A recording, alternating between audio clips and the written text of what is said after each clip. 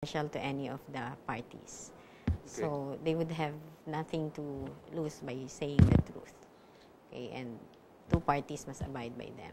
All right, let me ask you another question that has to do with the total peace process now. I mean, the Basilan incident is only a part of it. And tragic as the result was, where so many people died, I guess in one sense, while I guess you would say the MILF had the upper hand, that mas marami silang napatay kaysa sa na ano sa kanila, it would seem to me that clearer heads on both sides are obligated not to allow this incident to derail the total peace process, even if it will try the patience of many people, and many people will feel outraged at what happened.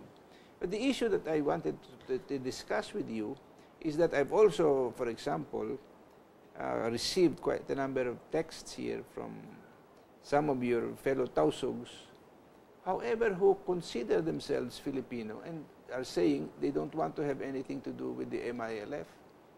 Ano bang basa mo doon? Are these just lonely sentiments expressing themselves when they contact us, or is this reflective of the general thinking, for example, of the Tausug population, which, as you know, yung bulk ng support ng MILF nanggagaling sa mga Maguindanao at Maranao, no? How much of the Tausug population in Jolo and Jolo Sulu would you say are supportive of the aspirations of the MILF? Opo. Well, first of all, we have to understand that in the Moro identity, there are several groups, okay, based on their ethnicity, and we have at mga 13 po. Okay, the Tausugs would be one of them, and then you have the Maranaos, the Maguindanaos. So when you say that you're Tausug, it doesn't necessarily mean that you're not Moro.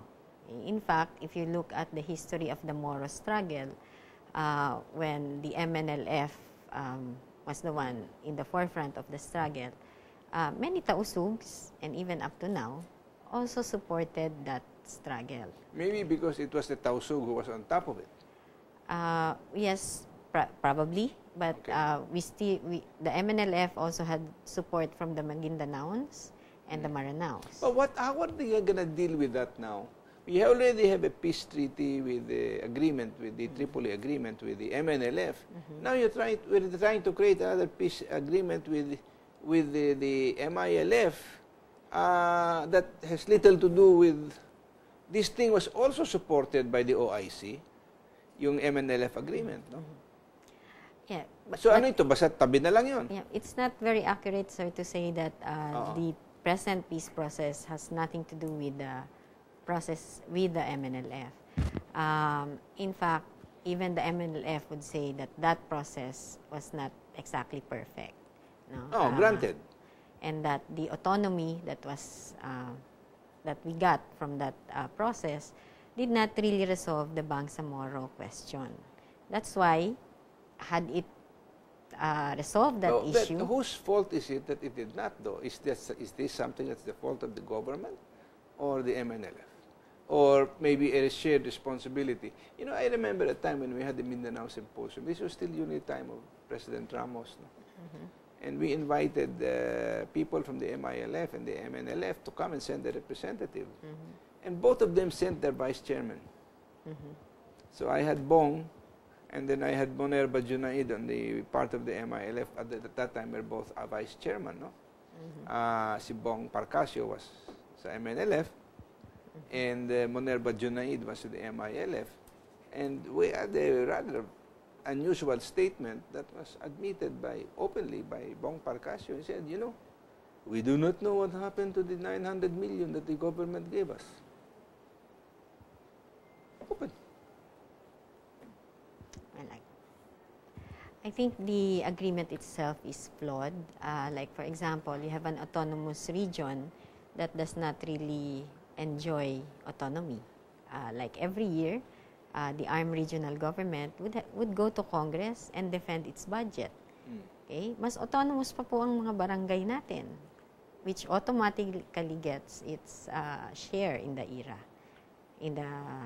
revenue of the government. A lot of them are complaining. Congressman Mandanas has been saying that there is almost $500 billion or 500 million or 500 billion pesos of revenues that should go to the barangays that have not been given by the national government. So if the ARMM feels that they have been discriminated against, I think so does the rest of the political entities so do the rest of the political entities in this nation. But it's not really just discrimination. There's a flaw in the structure. You give autonomy that is not real autonomy. Autonomy would be one aspect would be fiscal autonomy. What do you mean by autonomy? In other words, has there been any kind of definition of what autonomy means? Because it's autonomy has got to be somewhere in between full. Cannot mean full independence. Yes, that's that. So the autonomy then that has to be granted has to be strictly according to the autonomy law. Now, are you telling me then that the government did not even follow the autonomy law in dealing with ARMM? Why was it a failed autonomy region? In the same way that we had that in the Cordilleras, remember, with Father Balweg, no?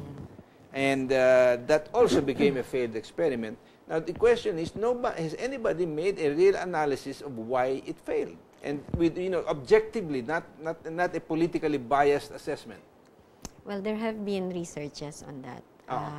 And I don't think you can really pinpoint which is the only factor. I think it's whatever the several factors are that work together to make it fail. Yes, no? And if you are blaming the leaders who sat through the autonomous region phase, yes, marami pong mga mistakes dyan, and I guess ang way is to prosecute if you find evidence that they did not, use the money for the Bangsamoro and for the autonomous region. So that's one way. But as what I have been saying kanina po, there's a structural problem. Hindi siya genuine autonomy. Remember that the agreement, whatever was agreed upon, they had to bring it to Congress. No? So even the Organic Act is not exactly kulang pa rin sa tingin mo. Okay, why have you proposed amendments to the Organic Act to give greater substance to autonomy? That talk has been going around now recently, no, that they should amend the basic organic law that grants autonomy to refine it, make it more effective, etc., etc. But I have not seen a body of recommendations in terms of amendments to the law that will say, okay, this will do the trick. And of course, the other issue there is that whatever amendments to the organic law cannot also violate the Constitution, otherwise it will be challenged on constitutional grounds as well, di ba? Yes. So dito, ang tanong nga dito ano ba, meron na ba kayong na-recommenda to change the organic law to give it greater meaning? I mean, the organic law has been in existence for some time, but I've not seen too many articles ever come out from, let's say, from the MNLF or whatever, saying we need this law changed and to be able to reflect these following things in order to give substance to the supposed autonomy that is being given to the ARMM. Di ba? Well, yeah, that's one track. One track would be to look at the organic law and to introduce amendments so that there is a better form ng autonomy. No? But the other track is, I guess, would spring from the frustration with the concept of autonomy. Kaya nga po nagkakaroon ng isa pang peace process is that many people, particularly those in the Muslim-dominated areas, do not actually feel that they got the best agreement. No? Well, perhaps, I mean, kasi lahat naman itong agreements na ito are imperfect. As they say, politics is the art of the possible rather than the art of perfection.